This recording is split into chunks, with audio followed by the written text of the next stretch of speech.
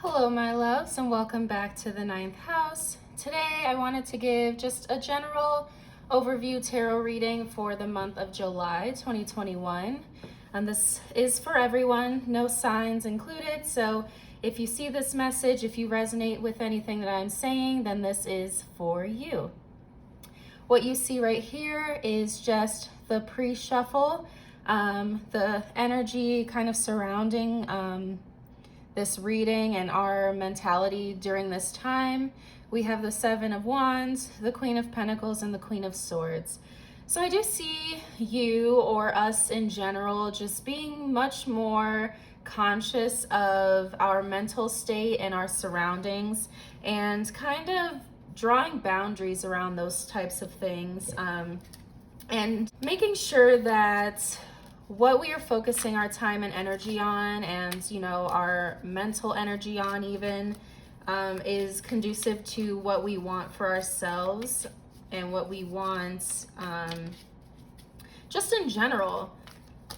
Jupiter retrograde is really calling for us to take account of the things that are beneficial to our value system, our beliefs, our mindset, the way that we see the world, and the way that we see ourselves, and the role we see ourselves playing in this world.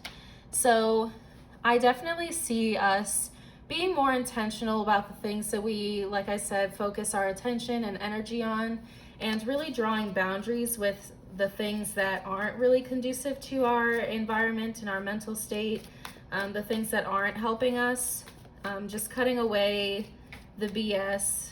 And this could even involve people as well. So that was just an overview pre-shuffle. So let's get into the actual reading. So for the first week of July, we have the Wheel of Fortune. For the second week, we have the World. For the third week, we have the Knight of Swords.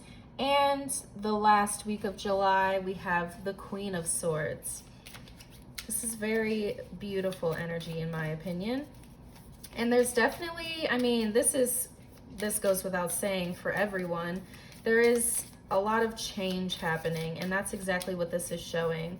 If you have been feeling kind of stuck or stagnant during this time, I definitely see you coming out of that and just feeling a lot more mentally capable and mentally clear, like you're able to, take on the things that you need to in order to get where you need to be.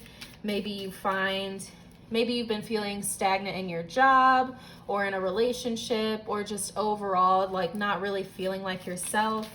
There's a lot going on astrologically that could be contributing to that type of thing. And so, it's not, unheard of to be going through that right now. You're definitely not alone. We have a Mars, Uranus, Saturn T-square happening in July. A T-square is when two planets that are squaring each other are also being opposed by another planet. So in this instance, Mars is opposing Saturn, and Saturn and Uranus are squaring each other. So there's just a lot of tension happening in that area. Oppositions and squares are two of the more intense aspects planets can have between each other. So there's just a lot of tension in terms of, trying to set boundaries, which is what Saturn does, but also wanting to be free and limitless and rebellious, which is Uranus's job.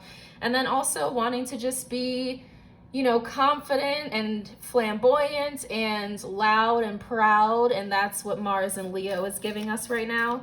Mars wants to be, main character, center stage. Uranus wants to be main character, center stage, and Saturn is like, the parent in the background telling the kids to sit down and be quiet. So there's a lot of tension and a lot of frustrating energy, a lot of opposing energy. So you may be feeling that in a way, like you want to be out and about and like being social and being like, I guess just the words that keep coming to my mind are loud and proud.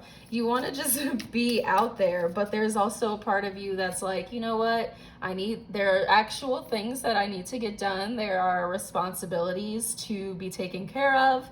And it's kind of dampening your style, you know? You're not really feeling it. So it's keeping you in this weird, like, back and forth, tension inducing energy. And it's causing a lot of stagnation in a lot of people because, you know, like I said, there's a lot of opposing energy right here. And Mars and Saturn are both malefics. They're like the bad guys in the sky. So they kind of present challenging energies anyway. And now that they're opposing each other and Uranus is kind of egging them on, it's a chaotic energy, to say the least.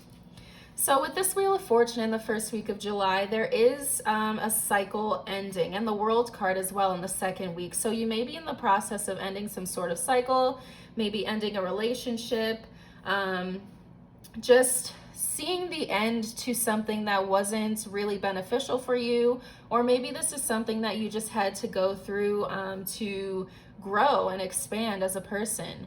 Both of these cards are cycle enders. They are cards that signify that you have done all you can do in this situation, and it's time for something more. And that something more in terms of the Wheel of Fortune is a new mindset, a new way of being, a new way of stepping forward and approaching the world through a different lens or a different mindset. Maybe this is something within yourself. Maybe you're finally, you know, starting to shed those limiting beliefs and mindsets that aren't really serving you anymore. You know what I mean? Like, there's something new on the horizon for you in terms of your mental state, your intelligence. You could be going back to school. You could be learning something new. You could be just really getting clear on what it is that you want and who you are, and the direction that you need to take moving forward. So that's really nice. The World card is the ultimate cycle ender. This is the very last card in the major arcana. So after the World, you're starting completely over as the Fool, jumping into something new, going head first, naive, wet behind the ears, and ready to be a student of life again. And clarifying that, we have the Six of Swords. So there could be someone helping you do this, or there's just, like I said, a need to move away from some sort of limiting belief or mindset, or just a different mindset in general. It doesn't have to be a negative one. It could just be one that you no longer need to have to move forward in life. Maybe this is just, you know, you have new experiences under your belt. You're a completely different person. And because of that, you're seeing the world through fresh eyes. You're moving away from what used to be into something new, into something greater. So going into the third week of July, we have the Knight of Swords. The Knight is fast. He's impulsive. He typically thinks, or he acts before he thinks. So I'm getting that there's a need for you to slow down here. As you can see in the fourth week of July, you have the Queen of Swords, and the Queen is much more stable in her energy. She is able to cut through the BS. She knows truth from fiction. She knows, you know, facts from falsehoods. And so she's stoic. She is clear-headed, clear-minded. She sees the world with fresh eyes, and she knows exactly what it is she wants and how she is going to get it. But right now, in the third week of July, you're in the Knight of Swords energy. You're coming across new avenues, new ways of thinking, new ways of being with all these swords here. It's very mental, very cerebral. And you're excited. I mean, rightfully so. This is something new. It's something fresh. It's something you're feeling really good about. And, you know, you're feeling like this is the way to go. I finally found something that's working for me. And you're going head first with your sword held high. You're charging your horse. You're flying through the scenery. You know what I mean? Like, you're ready to go. And, you know, this is a positive energy in terms of getting started on something new. But there is a need to be cautious and a need to kind of be wary of overworking yourself. And right here, we're progressing beautifully with the Seven of Swords. So we're moving from the Six of Swords to the Seven of Swords. So you've moved away from something and you're taking what you need. You're discovering what you need in this scenario to really have the mindset and mental capacity and mental clarity and intelligence and research mindedness to move forward in the right way and in the way that is calling to you, obviously. So in the last week, now that we've kind of taken our time, we've slowed down a little bit, we're more sure of our direction and where we're going. We're in the Queen of Swords state. And clarifying that, we have the Nine of Pentacles. Beautiful.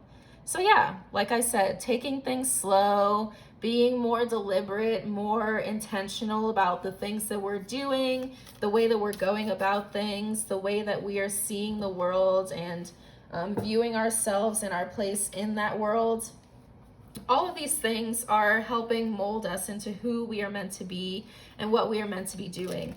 And the Nine of Pentacles is a card of harvest. It's a card of reaping the benefits of all this hard work you've been putting in. We've gone through pretty much the entire sword cycle in the month of July.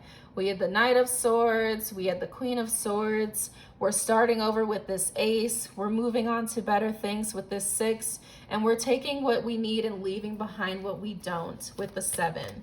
And now we have the Nine of Pentacles, 9 symbolizing wish fulfillment, the end of a cycle, getting what you deserve, getting what you've worked hard for.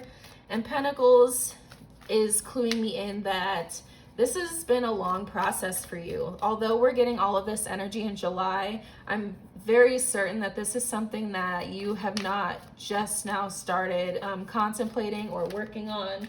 This is something that's been in the works, in the background of things for some time now, and it's finally time for you to reap the rewards of it.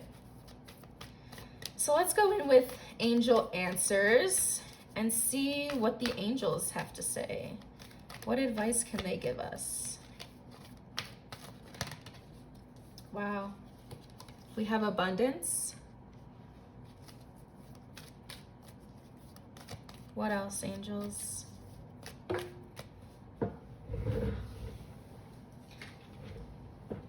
There's something better, moving from what is no longer needed into something better. One more, angels. What do we need to know for July 2021? Any advice? It says wait. Yeah. Like I said with that Knight of Swords, it seems like there is, oh, at the bottom of the deck we have romance. So they could be telling us to wait on any romance ideas, like if you're looking to start a relationship with someone, if you're looking to end a relationship with someone, I would chill out for a little bit. Like I said with this Knight of Swords, we could be very much in the energy of go, go, go, like I need to get this done right now, like now is the only time, like I can't wait any longer. Like I said, this is something you've been working on for a really long time, so there could be truly a sense of urgency with this. But like I said before, there's a need to kind of slow down and take your time with these things, and the angels just, what's the word I'm looking for? Affirmed that, or confirmed it, that waiting is your best option right now. But do know that there is something better, and it will bring you an insane amount of abundance.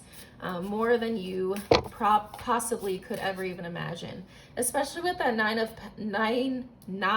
of Pentacles. I cannot talk today. Especially with that 9 of Pentacles, I do see you reaping the benefits of your hard work fairly soon. Like I said, 9s are like nearing the end of a cycle, so it's definitely something that you've been working on for a while, and it's something that you could, like I said, reap the benefits of relatively soon, within the next few weeks or months. I want to pull Astro cards to kind of see what energies we're working with in July, on top of all this Mars, Uranus, Saturn chaos that's happening. Venus also just moved into Leo with Mars. We have the Sun in Cancer. We have Mercury in Gemini for a little bit. We have Jupiter retrograding in Pisces. We have Neptune retrograding in Pisces as well. There's a lot happening during this time. So let's see what's going on astrologically. We have Scorpio, we have Aquarius, and we have the 5th house. You know what's really funny about this? Scorpio's ruled by Mars, Aquarius is ruled by Saturn, and Leo in modern astrology rules the 5th house. So that's awesome. Oh, and at the bottom of the deck, we have Uranus. Okay, so Scorpio energy is deep. It's dark. It's like the dark blue ocean. If Cancer is like the beach and Pisces is like a river, Scorpio is the ocean. It's deep, it's intense, it is mysterious. It likes to keep its emotions to itself. It's a very internal focused sign. It doesn't really like to share too much. So I'm kind of getting the sense that with all of this sword energy going on, there's a tendency for you to maybe keep all of that to yourself during this time. But Aquarius is the humanitarian. Aquarius is an air sign, but it's a fixed air sign. Both of these are fixed signs as well, meaning that they're fairly stubborn about their opinions and worldviews. But Aquarius still, even though they're a little bit more reserved to be an air sign, they are fairly outgoing. Like, they make friends really easily. People are pretty drawn to them, and they like to help. So if someone is extending a hand, and we have the 5th house, which is all about, you know, fun and socialization and friends and just joy and happiness. So if people are coming to you trying to like bring that energy out of you, let them. I mean, there's a time for being, you know, keeping to yourself and being secretive a little bit, and, you know, not letting people know all of the ins and outs of your life. But there needs to be a balance here, especially because I do see you being very much in your head with all of this swords energy happening behind the scenes. There's a need for an outlet of some sort, and your friends, your family, the people around you could definitely help to be that sounding board for you, that resource that can help you kind of work through these emotions, work through these thoughts, work through this new transition that you're moving into. So with that, that is July 2021. That was a lot. I feel like my mind is all over the place after that, and I definitely see that being the case for a lot of us in July. That was a lot of sword energy. So yeah, and Mercury's still in Gemini, and that already makes us, you know, a little mentally kooky. But anyway, I will let you go. Thank you so much for joining me today. If this message resonated with you at all, feel free to leave a comment down below. Let me know what you think of this new setup. I think I really like it. Like this video, share it with a friend, and I will see you later. Bye, guys.